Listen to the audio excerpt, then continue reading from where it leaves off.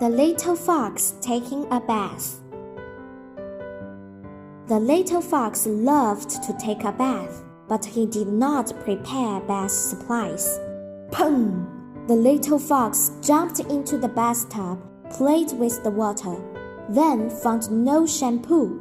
"Mom, I need shampoo!" he yelled very loud. Mother Fox was cooking dinner, hearing the voice from the little fox.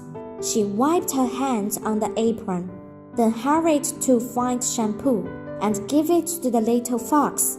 "Mom, I need a towel." "Mom, I need clothes. It's cold." The little fox, constantly shouting, made the mother fox walk back and forth from upstairs to downstairs.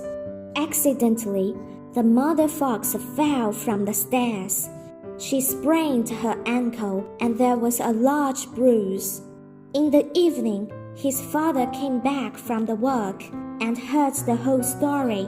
He became very serious and called the little fox to come. "You are a big boy now. No one can always help you. It is time to do things by yourself.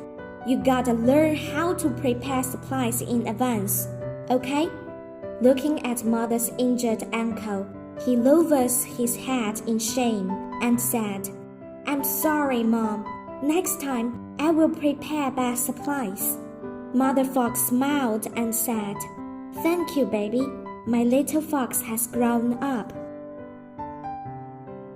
Mother Fox cannot always help little fox. He should learn to grow up.